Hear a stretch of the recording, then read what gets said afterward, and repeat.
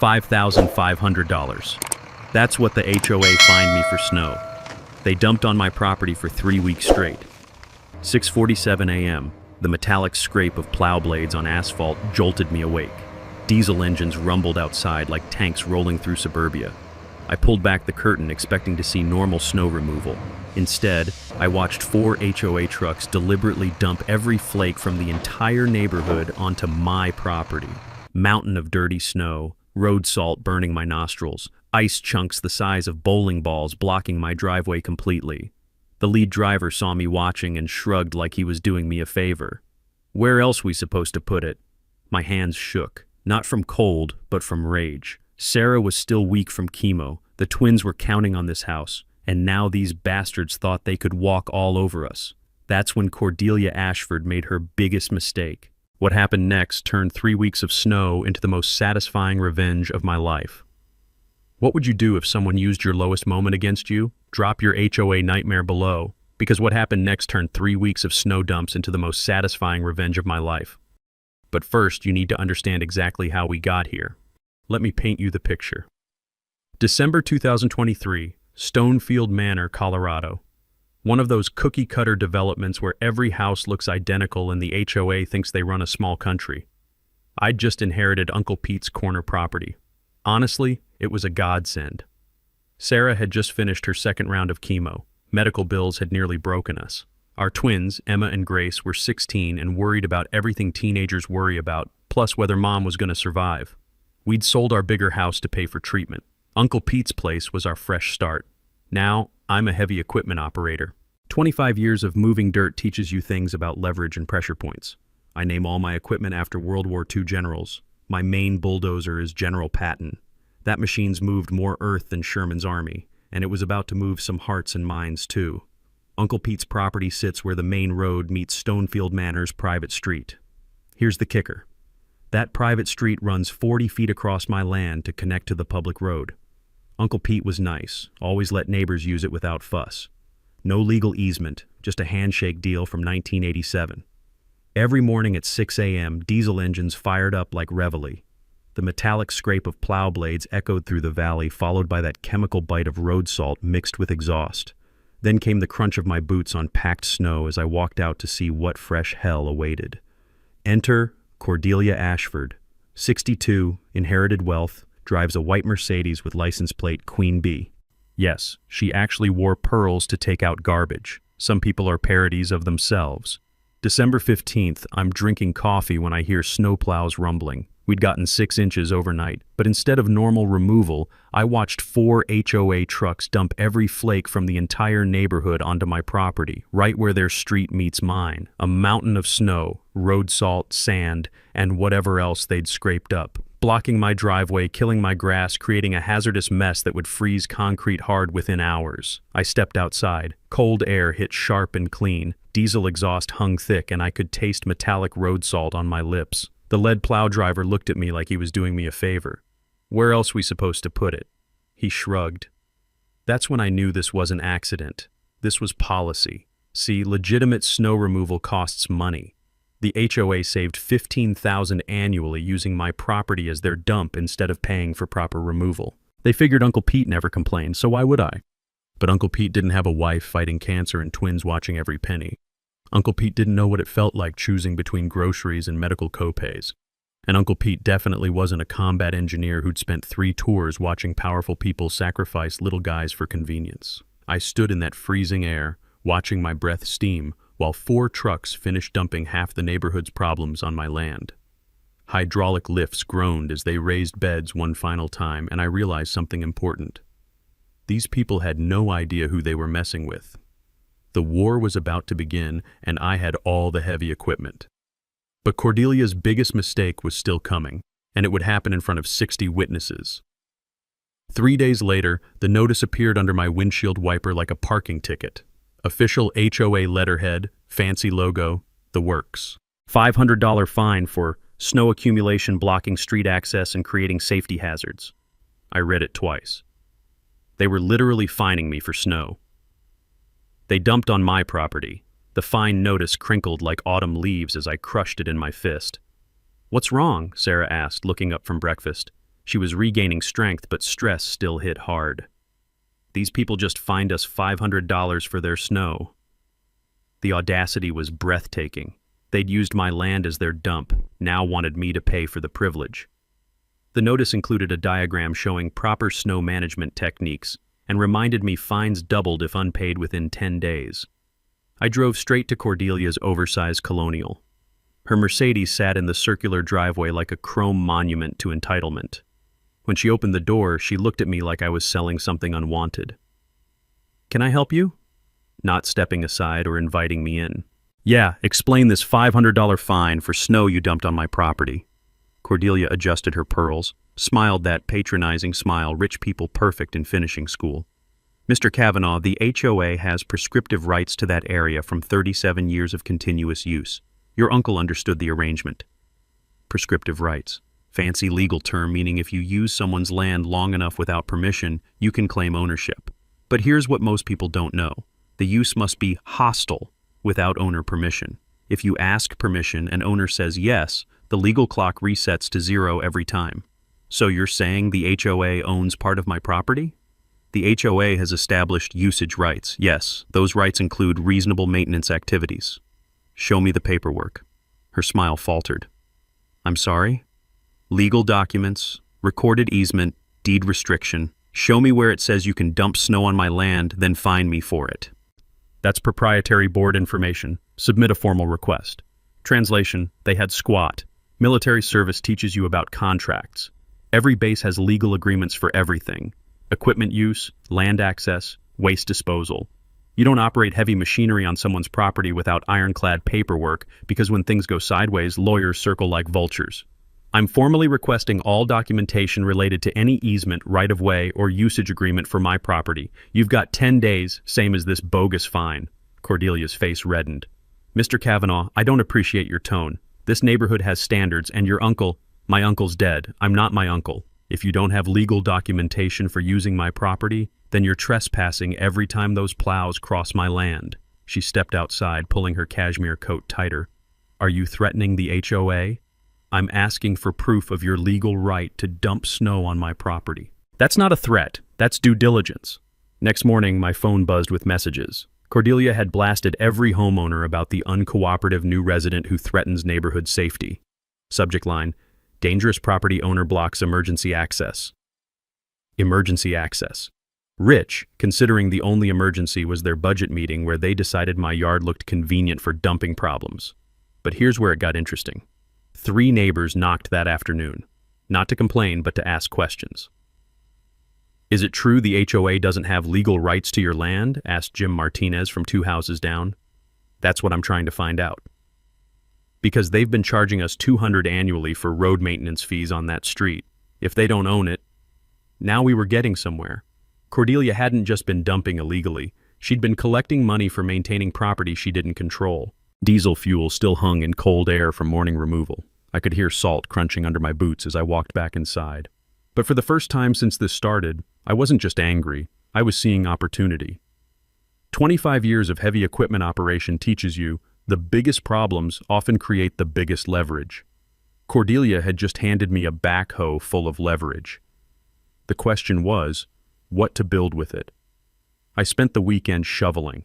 Not because I wanted to, but because I needed to make a point. Every shovelful of their snow went right back where it came from, spread evenly across the HOA street. Monday morning, 6 a.m. sharp, my doorbell rang like a fire alarm. Cordelia stood on my porch with 2 board members, all looking like they'd swallowed something sour. "Mr. Kavanaugh, you cannot dump snow on HOA property. We're issuing a $5,000 fine for vandalism and destruction of common areas." 5,000. They'd multiplied the fine by 10 overnight. "Interesting," I said, sipping coffee. "Which HOA property would that be? The street running through my land?" "That street's been in continuous use since 1987. By whose permission?" Cordelia's mouth opened and closed like a fish out of water. She hadn't expected me to keep pushing. "Your uncle never objected. My uncle's gone. I am here, and I'm objecting. Show me the easement." A nervous guy in an expensive suit whispered in her ear. She waved him off like a mosquito. "Fine. We'll conduct a survey to establish our legal boundaries." "Great idea. I'll hire my own surveyor. Make sure we're working with accurate information. I called Morrison Land Surveying that afternoon. Chuck Morrison had done boundary work for half the county's construction projects. His reputation was bulletproof. If Chuck said a line was wrong, banks and courts believed him. How long has that street been there? He asked. Since 1987, according to them. And no recorded easement? That's what I'm figuring out. Chuck's crew showed up 3 days later with enough equipment to map the moon. Laser theodolites, GPS units, metal detectors hunting original property markers. I watched them work while laser equipment whirred through morning air, sharp spray paint smell filling my nostrils as they marked boundaries. The results were beautiful.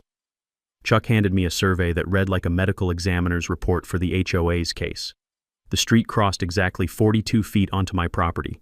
Not 40, not 45. 42 feet of clear documented trespass happening for 36 years. Here's the thing, Chuck explained, pointing to survey. Your uncle owned this free and clear. No easements recorded, no deed restrictions, no rights of way. If he let them use it, that was his choice. But legally, this street trespasses on your property every single day. Property surveys are public record. 20 minutes, $15. Most people never check because they assume someone else did the homework. Bad assumption. That assumption was about to cost the HOA dearly. I hand-delivered survey copies to every house in the development, not to be a jerk, but because people deserve truth about where their road maintenance fees were going. Response was immediate. My phone rang from 7 p.m. until midnight. Is this survey accurate? Asked Janet Pierce from Oak Street. Chuck Morrison surveyed it. You can verify with the county. So the HOA's been charging us for maintaining property they don't own? Looks that way. And all those snow removal fees? Also looks that way. By Thursday, Cordelia called an emergency board meeting to address what she called misinformation and property owner harassment. The meeting notice warned about believing unverified claims from disgruntled residents. Unverified claims. That's what she called a licensed surveyor's report. I showed up with my survey, Uncle Pete's original deed, and county records I'd pulled that afternoon. The community center was packed. Maybe 150 people in a room designed for 75. The air reeked of nervous sweat and burned coffee, tension thick enough to choke on. This neighborhood has functioned smoothly for 36 years, Cordelia announced. We will not allow one individual's greed to destroy our community. Greed. Rich, coming from someone collecting fees for property she didn't own. When they opened for questions, I stood. I'd like to see the recorded easement giving the HOA right to use my property. As I've explained, that information is proprietary. County records are public, Cordelia. There's no such thing as a proprietary easement. Shuffling papers filled the room as people whispered. I could feel momentum shifting. Do you have legal documentation or not? That's when Cordelia made her biggest mistake. Instead of deflecting, she doubled down. The HOA doesn't need to justify established usage rights to property owners who refuse to be good neighbors. And just like that, she'd admitted it. No legal documentation, no easement, no rights at all. The meeting exploded into chaos. I walked out smiling, because I'd just watched her hang herself with her own rope. What I found next would make Cordelia's adverse possession claim look like a parking ticket compared to federal fraud charges. The certified letter arrived Friday. Thick, expensive paper, law firm letterhead costing more to mail than most people make hourly. Berkshire, Ashton and Associates, the kind of white shoe firm charging $800 an hour to explain why you can't win. Cease and desist, property interference and harassment, read the subject line. Sarah was sorting medical bills when I opened it. Fresh coffee mixed with crisp, legal paper scent, and I could hear the furnace kicking on as December's cold deepened. What's that? She asked, looking up from insurance forms. Cordelia's lawyer wants me to stop asking for proof of their legal rights. 3 pages of legal intimidation disguised as professional correspondence. Phrases like prescriptive easement through adverse possession and established usage patterns constituting legal ownership filled paragraphs like smoke from a dumpster fire. But buried in paragraph 3 was the admission I'd waited for. While formal documentation may not have been recorded with county authorities, translation, they had nothing. I called Tony Brennan that afternoon. He'd handled Uncle Pete's estate and knew the property history better than anyone. 40 years of HOA disputes in Colorado made it practically a specialty practice. "They're bluffing," Tony said after reviewing their letter. "Adverse possession requires 18 years of hostile, open, and notorious use. But if your uncle gave permission, it resets the clock to 0 every time." "What if I can prove he gave permission?" "Then they have no case." "But Rex, understand what you're walking into. These people have deep pockets and expensive lawyers. You sure you want this fight?" I looked out at the snow mountains still sitting on my property. 3 weeks of the entire neighborhood's frozen problems dumped on my land because they thought I wouldn't push back. "Tony, they fined me $500 for snow they dumped, then raised it to $5,000 when I objected. They're charging neighbors for maintaining property they don't own. This isn't about money anymore." "What's it about?" "Respect. Making sure my daughters understand bullies only win when good people stay quiet." The next board meeting was December 20th. I submitted a formal request to speak, following parliamentary procedure to the letter. Robert's Rules of Order, agenda submissions, the whole bureaucratic dance they hid behind. Cordelia tried burying my request in new business, meaning I'd speak last after everyone left. But I'd read their bylaws cover to cover. Any property owner could address agenda items during relevant discussion. The meeting was standing room only. Word had spread faster than wildfire. Jim Martinez was there, along with Janet Pierce and 40 other homeowners asking questions about road maintenance fees. Cordelia called the meeting to order with theatrical authority, banging the gavel like announcing the Queen's arrival.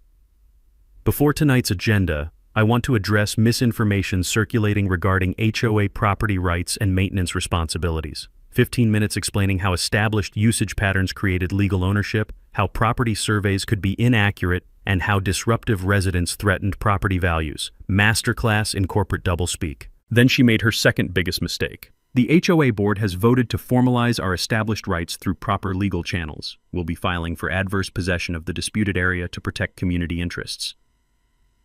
The room went dead silent. Even heating systems seemed to pause. Adverse possession is basically legal theft, claiming someone's property because you've used it long enough. It's legitimate in specific circumstances, but filing false claims is fraud. When they opened for questions, I stood. "Cordelia, you just announced your intention to steal 42 feet of my property through adverse possession. Are you aware filing fraudulent claims is a felony?" "The board's legal counsel has advised our claim is valid."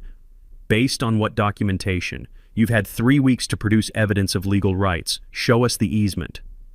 "As I've repeatedly explained, established usage patterns, that's not documentation. That's not legal proof. That's a fancy way of saying you've been trespassing 36 years. Tension was thick enough to cut with a shovel. Nervous sweat mixed with stale community center air, shifting chairs echoing like gunshots. "Mr. Kavanaugh," Cordelia said, voice rising to that shrill pitch privileged people use when not getting their way, "this board will not be intimidated by threats or harassment. If you continue this disruptive behavior, we'll take appropriate action." "What action would that be?" "Legal action, financial penalties, whatever necessary to protect this community." There it was. She'd just threatened me in front of 60 witnesses for asking to see legal documentation. I sat down without another word because I didn't need to. Every person in that room had watched Cordelia admit they had no legal rights while threatening to destroy me for asking questions. The meeting ended 20 minutes later in chaos, half the audience demanding answers, the other half heading for exits. But I stayed in my chair, smiling. I'd gotten everything I needed. Cordelia had declared war. Now it was time to show her what happened when you picked a fight with someone who owned heavy equipment. In 12 hours, Cordelia would be in handcuffs. But first, she had to give me one final gift. Christmas morning, while my family opened presents, I was at the county recorder's office. Yeah, they're closed Christmas, but I'd befriended Deputy Recorder Maria Santos during weeks of research. She'd agreed to meet for an hour to help search historical records. "What exactly are you looking for?" she asked, pulling document boxes from 1987. "Proof my uncle gave the HOA permission to use his property." Maria pulled files like a detective working a cold case. 36 years of paperwork spread across the table, and somewhere in that mountain was Cordelia's death warrant. We went through every deed, every easement filing, every correspondence related to Stonefield Manor's development. The records told a clear story, but not what I'd expected. The original developer, Stonefield Construction, had planned dedicating the street section as public right-of-way. Standard practice, build the street, transfer ownership to county for maintenance, but something went wrong during permitting. Environmental studies, wetland restrictions, cost overruns, usual development nightmares. By late 1987, Stonefield Construction was bankrupt. The county refused accepting incomplete street dedication. The HOA formed to manage the mess, but they never acquired legal rights to Uncle Pete's land. "Here's the smoking gun," Maria said, pulling a handwritten letter dated January 15, 1988.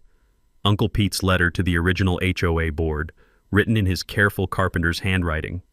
"Gentlemen, I understand your need to use my property for street access until the county situation gets resolved. You have my permission to cross my land for now, but I expect this to be temporary. Please keep me informed about your progress with the county. Sincerely, Peter Kavanaugh." Permission. Temporary permission. Legal kryptonite for adverse possession claims. But Maria wasn't done.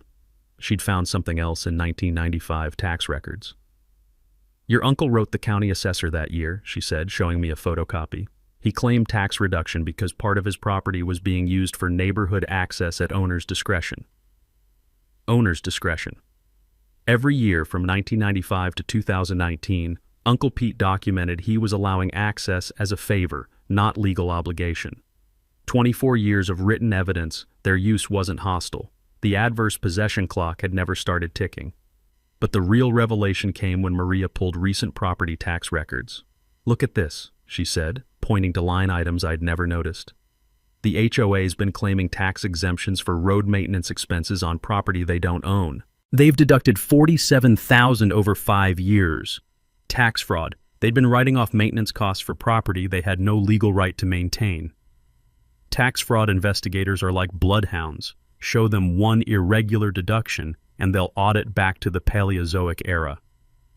"Maria, this is beautiful, but why didn't anyone catch this before?"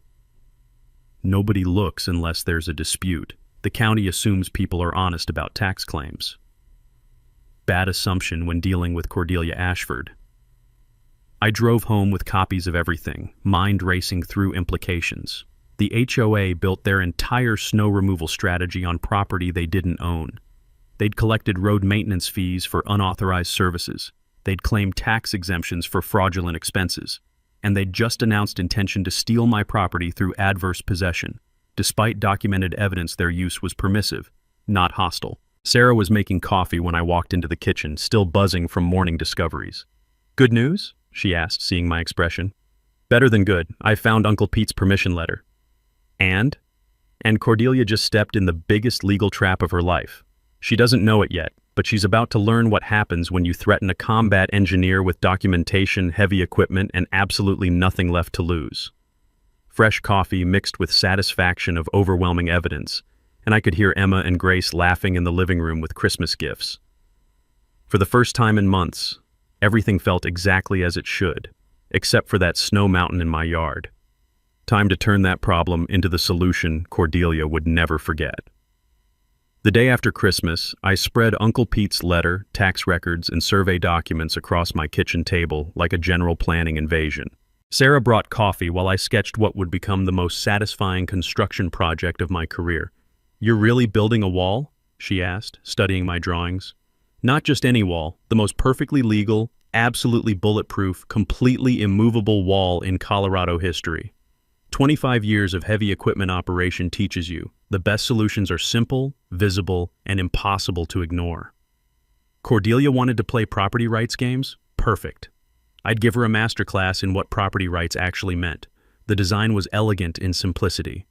12-foot wall of compacted snow and ice, reinforced with steel rebar every 18 inches, positioned exactly on my property line where their street attempted crossing my land. Not blocking a public road, blocking private trespass. I called union buddies first. When equipment operators stick together, amazing things happen. "Rex, you crazy bastard," laughed Danny Torres, who ran the local operating engineers chapter. "You want to borrow what?" "Compactor, snowblower, maybe some rebar. I'm building a property line improvement." "This about that HOA thing?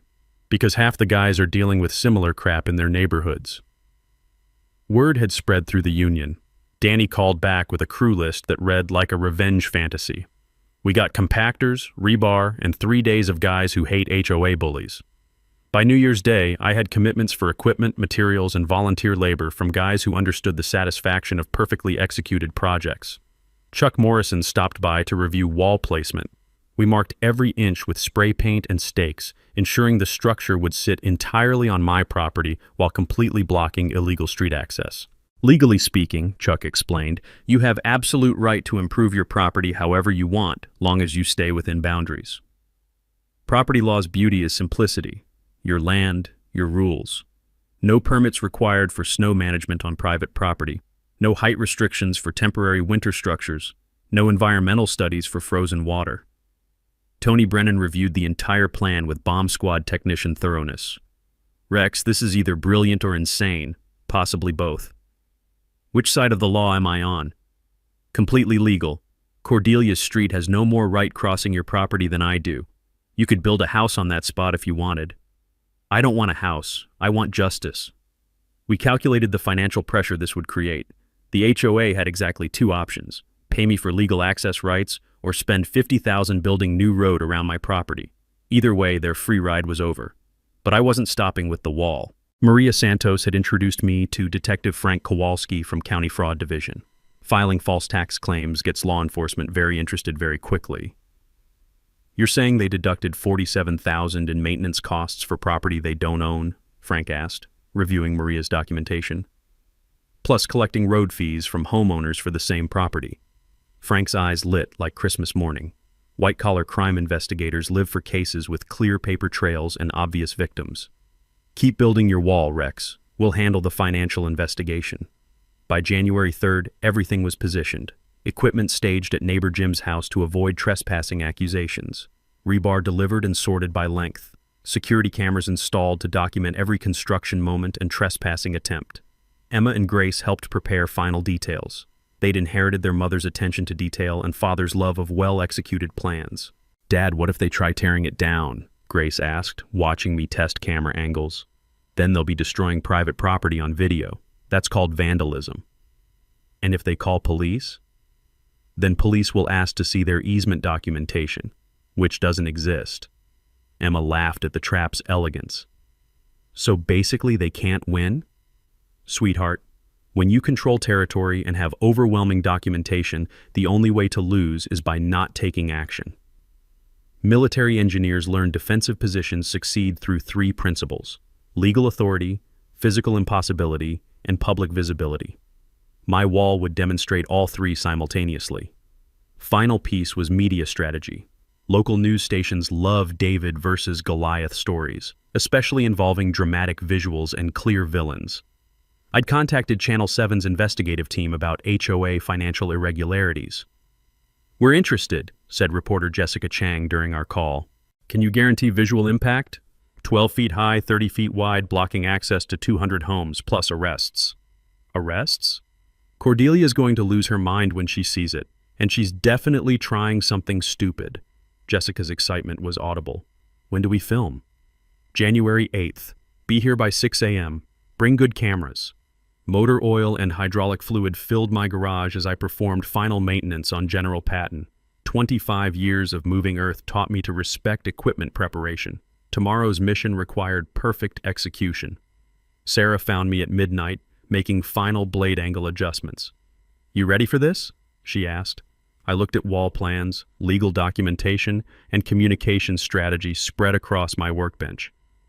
Honey, I've been ready since December 15th. Tomorrow, Cordelia Ashford learns what happens when you mistake kindness for weakness. January 4th brought the most expensive legal letter I'd ever seen.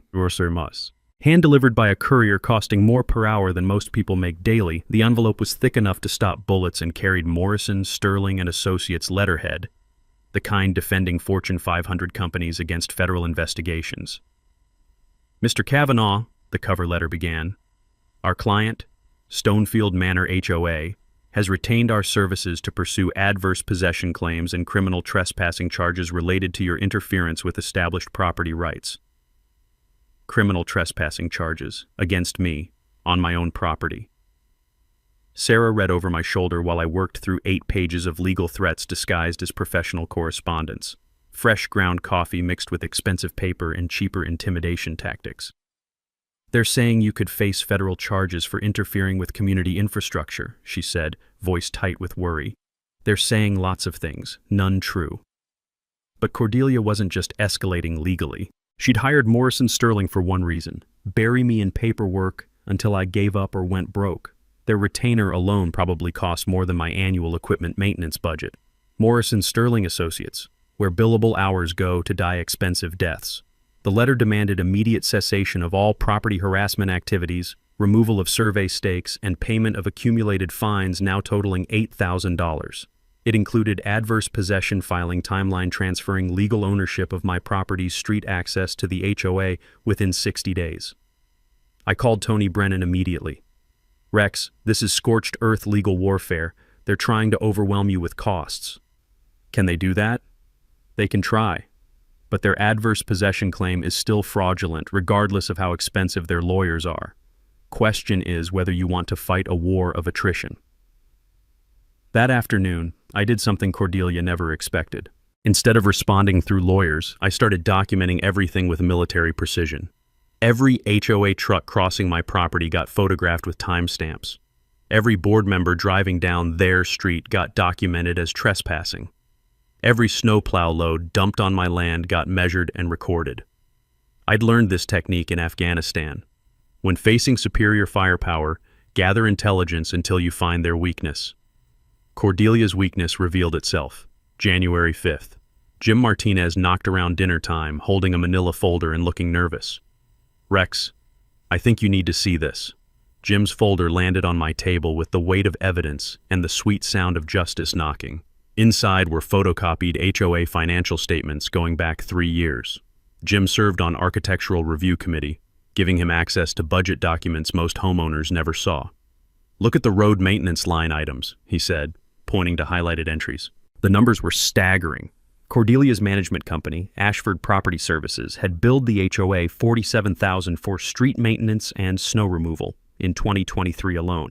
But according to Jim's records, actual snow removal costs were less than $12,000. Where'd the other $35,000 go? I asked. Ashford Property Services. Cordelia owns the management company billing the HOA. She's been paying herself. Self-dealing. In nonprofit law, that's embezzlement. But Jim wasn't finished. He'd found something better in 2022 records. She's been billing residents $200 each for road maintenance, then billing the management company $300 per household for same services. She's double charging for work costing half what she claims. The mathematics were beautiful in their criminality. Cordelia collected $400 per household annually for road maintenance costing $100 to perform, then paid herself the difference through her management company. Multiply that by 200 households over 3 years, and you're looking at serious federal fraud. Jim, why are you showing me this? Because she just assessed everyone an additional $500 special fee for legal defense costs related to your frivolous property claims. People are pissed. The special assessment was Cordelia's biggest mistake yet. Instead of absorbing legal costs through normal HOA reserves, she'd decided taxing every homeowner to fund her personal war against me. Nothing turns neighbors against HOA boards faster than surprise special assessments, especially funding obviously frivolous lawsuits. By January 6th, my phone rang constantly with calls from homeowners suddenly interested in HOA financial transparency. Rex, is it true Cordelia's been stealing road money? Asked Janet Pierce. That's what the documents suggest. And now she wants us paying for lawyers to help her steal more? Looks that way. Momentum was shifting. Cordelia's legal intimidation had backfired by triggering scrutiny of her financial management. Her special assessment had united previously neutral homeowners against board leadership, but she wasn't done escalating. January 7th brought Deputy Williams knocking, looking about as enthusiastic as a man attending his own funeral. Mr. Kavanaugh, I've got a complaint about criminal trespassing and property destruction. Filed by who? Cordelia Ashford. She says you've been placing unauthorized markers on HOA property. I handed him survey documents and property deed. Deputy, those markers are on my property. Ms. Ashford's welcome to prove otherwise. He spent 20 minutes reviewing Chuck Morrison's survey, Uncle Pete's deed, and county records Maria provided. Papers rustled, mixed with distant highway hum and metallic winter air taste. "Mr. Kavanaugh, these documents appear in order. Ms. Ashford may be mistaken about property boundaries." Deputy Williams: "Ms. Ashford's been collecting money for maintaining property she doesn't own while threatening legal action against the actual owner. You might want looking into that." He left with copies of everything, and I went back to final preparations for tomorrow's construction project. The special assessment was Cordelia's biggest mistake yet, because nothing turns neighbors into enemies faster than surprise taxes, and I was about to give them a target for all that anger. Sunday, January 7th, 11 p.m. I was in my garage performing final maintenance on General Patton when security cameras picked up headlights in my driveway. 3 cars, moving slowly, parking just outside camera range. I watched through my phone app as 6 people got out: Cordelia, 2 other board members, and 3 men I didn't recognize. They walked to my property edge, flashlights sweeping across survey stakes I'd positioned for tomorrow's construction. One stranger started pulling up stakes. I called 911 first, then hit record on my phone as I walked outside. "Evening, folks. Can I help you with something?" The group froze like deer in headlights. Cordelia recovered first, stepping forward with her usual imperious attitude. "Mr. Kavanaugh, these unauthorized markers are creating confusion about property boundaries. We're removing them to prevent accidents." "Those markers are on my property, placed by licensed surveyor. You're destroying private property. The HOA has established rights. Show me the documentation." One stranger, a heavy-set guy in expensive clothes, stepped between us. "Sir, I'm Vincent Morrison from Morrison Sterling. My client has legal authority to maintain community infrastructure." "Your client doesn't own this property, and you're all trespassing." Morrison smiled the way lawyers do when thinking they're smarter than everyone else. "Mr. Kavanaugh, continued interference with HOA operations could result in significant legal consequences." "Are you threatening me?" "I'm informing you of potential outcomes." That's when Deputy Williams arrived, responding to my 911 call with speed of someone who'd already dealt with the situation once today. "What's the problem here?" he asked, shining flashlight across the group. "These people are on my property without permission, destroying survey markers," I said, handing him my phone with video evidence. Williams reviewed footage, then looked at Morrison. "Sir, you're an attorney?" "Vincent Morrison, Morrison Sterling Associates, representing the HOA. Are you aware interfering with licensed survey markers is a misdemeanor?" Morrison's confidence evaporated. "Officer, my client has established usage rights. Based on what documentation?" Silence stretched 30 seconds while 6 people realized they had no good answers. "Everyone off the property," Williams ordered. "Now!" As they retreated to cars, Cordelia turned back toward me. Even in dim light, her fury was visible. "This isn't over, Mr. Kavanaugh. You have no idea what you're dealing with." "Actually, Cordelia, I know exactly what I'm dealing with. A fraud investigation starts tomorrow morning." Her face went white. "What fraud investigation?" "Ask Detective Kowalski. He's very interested in your management company's billing practices." Cars left my driveway faster than they'd arrived, and Williams finished his report with thoroughness of a man documenting evidence for future court proceedings. "Rex, be careful," he said before leaving. "People like this don't give up easy." He was right. Monday morning brought Cordelia's final desperate move. At 5:30 a.m., my security cameras detected movement. Not at my property this time, at Jim Martinez's house, where my equipment was staged. 2 men with crowbars were attempting to disable General Patton's hydraulic systems. I called Sheriff's Department while grabbing my shotgun and sprinting across the street in pajamas. The saboteurs heard me coming and ran, but not before damaging hydraulic lines on my compactor. The hydraulic fluid pooled black and viscous on frozen asphalt, evidence of Cordelia's desperation written in industrial blood.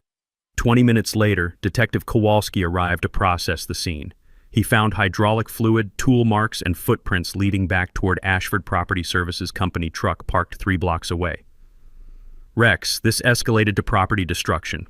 We can arrest whoever ordered this." "Can you prove Cordelia ordered it?" "Working on it, but your wall construction might want to wait until—" "Detective, my wall construction happens today, as scheduled. She just proved how desperate she is." Danny Torres and crew arrived at 6 a.m. with replacement hydraulic lines and enough righteous anger to power a small city. Equipment operators take sabotage personally, especially when targeting one of their own.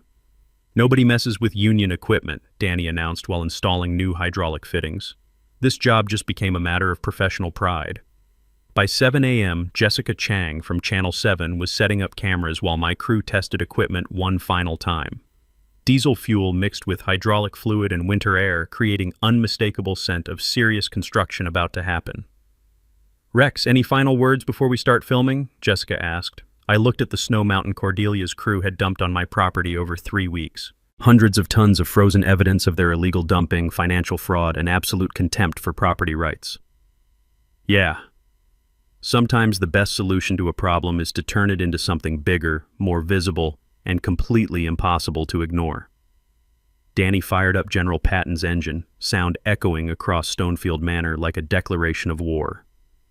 In the distance, I could see curtains moving as neighbors realized something significant was about to happen. Cordelia had spent 3 weeks underestimating a combat engineer with heavy equipment and legitimate grievances. She was about to discover the difference between threatening someone and actually fighting them. By 7 a.m., Jessica Chang was setting up cameras while Cordelia slept peacefully in her mansion, completely unaware that her world was about to collapse on live television. At 8 a.m. sharp, General Patton's blade bit into the first pile of snow with the satisfying crunch of justice being served. The hydraulic whine of compactor mixed with diesel engine roar as we began transforming 3 weeks of illegally dumped snow into the most perfectly positioned property improvement in Colorado history. Jessica Chang and her camera crew captured every moment from multiple angles while Danny Torres operated the compactor with surgical precision. Each pass compressed snow and ice into solid blocks, building the wall 18 inches at a time. "Rex, describe what you're building," Jessica said, shoving a microphone toward me while General Patton moved another ton of snow into position. "Exactly what the title says, turning their snow into a wall that blocks their street. 12 feet high, 30 feet wide, positioned precisely on my property line where their private road illegally crosses my land."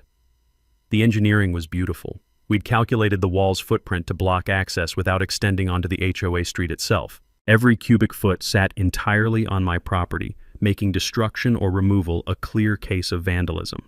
By 9 a.m., homeowners started gathering at the property line. Word had spread through the neighborhood faster than wildfire, and people wanted to see the spectacle firsthand. Some angry, some amused, but everyone fascinated. "Is this legal?"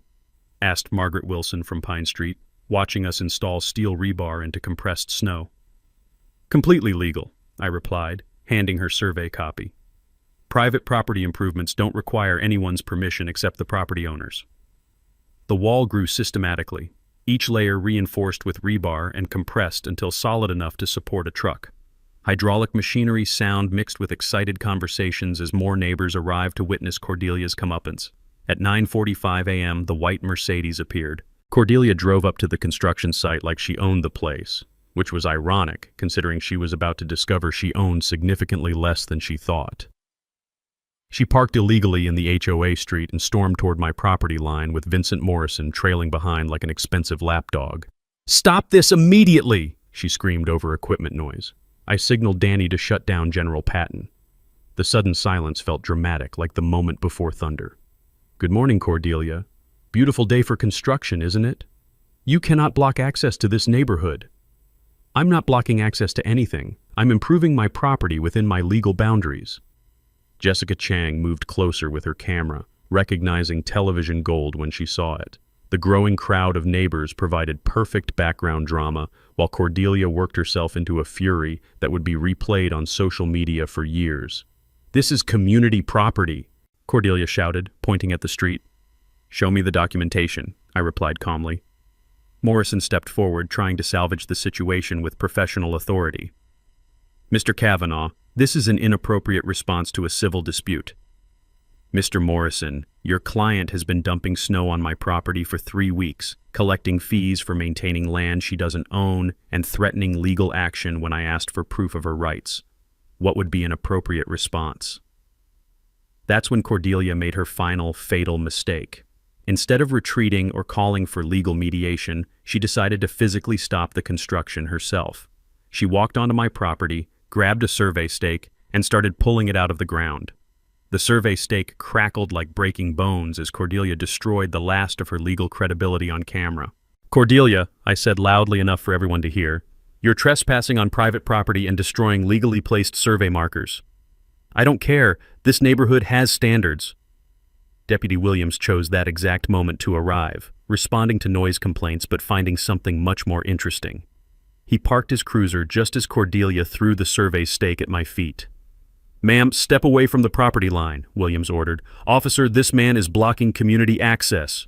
Williams looked at the wall, now 8 feet high and obviously positioned entirely on my side of the property line. He reviewed survey documentation I handed him, then looked at Cordelia. "Ma'am, do you have legal documentation proving HOA ownership of this property? We have established usage rights, legal documentation, recorded easement, deed restriction. This is ridiculous. People like him need to know their place." The crowd went dead silent. Even the construction crew stopped working to stare at Cordelia, who just revealed exactly what this dispute was really about. People like him. The racist undertone hung in the morning air like toxic smoke, and every witness understood they'd just heard Cordelia's true motivation. "Ma'am, you're under arrest for criminal trespassing and destruction of private property," Williams said, reaching for his handcuffs. Cordelia's meltdown was spectacular. She screamed about property values, neighborhood standards, and people not knowing their place while Williams read her Miranda rights. Morrison tried to intervene legally, but there's no lawyering your way out of criminal trespassing caught on video. The white Mercedes sat abandoned in the street while its owner was loaded into the back of a sheriff's cruiser, still shouting about community rights and established patterns. Jessica Chang got every moment on camera, from the arrest to the crowd's reaction to the completed wall blocking access to 200 homes. "Rex, any final comments?" she asked as the cruiser drove away. I looked at the wall, the crowd, and the street full of trapped cars that couldn't leave until their HOA figured out how to negotiate with the property owner they'd been abusing for weeks. Sometimes the best way to solve a problem is to make it impossible to ignore. The wall stood for exactly 6 hours, not because it wasn't solid. Danny's crew had built it to last until spring. But by 2 p.m., the HOA's emergency board meeting had reached the obvious conclusion. Negotiating was cheaper than building a $50,000 alternate road. The emergency board meeting was held in my living room because the community center was on the wrong side of my wall. 3 remaining board members, Vincent Morrison and a court-appointed mediator named Patricia Wells, sat around my kitchen table while Channel 7 filmed through the window. Sarah served coffee and watched 200 households' worth of leverage play out in real time. "Mr. Kavanaugh," Morrison began, "my clients are prepared to discuss reasonable access arrangements." "I'm listening." Patricia Wells spread documents across the table with efficiency of someone who'd mediated property disputes for 20 years. "The HOA acknowledges no legal easement exists. They're requesting permission to establish formal access rights through negotiated agreement." Translation: they wanted to pay rent for using my property instead of stealing it. The terms were straightforward. $35,000 in back payments for 3 years of illegal dumping. $2,000 monthly for documented easement rights. HOA responsibility for all snow removal at their expense. And formal recorded easement with county that could be revoked if terms were violated. "What about Cordelia's management company?" I asked. "Mrs. Ashford has resigned from the board effective immediately. Her management contract has been terminated." Detective Kowalski had worked fast. By noon, Ashford Property Services was under federal investigation for mail fraud, tax evasion, and non-profit embezzlement. Cordelia would spend the next 2 years fighting charges that would cost her more than she'd stolen. And the special assessment for legal fees? Rescinded. All homeowners will receive full refunds. I looked at Sarah, who nodded. We'd discussed the terms during morning's construction, and both agreed victory was more important than vengeance. I accept the offer with one modification. The back payment goes to Jefferson County Veteran Services for PTSD treatment programs. Morrison looked confused. "You don't want the money?" "I want justice." Justice means making sure other people don't get bullied by HOA boards who think property rights don't apply to them. The papers were signed by 4 p.m. By 5 p.m., General Patton had carved a careful gap in the wall wide enough for emergency vehicle access. The full wall would stay until spring, serving as a visible reminder of what happens when HOA boards mistake kindness for weakness. Channel 7's evening news coverage went viral within hours.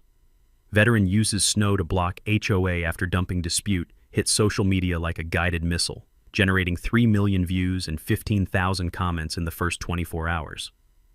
The story resonated because everyone knows someone who's dealt with HOA abuse.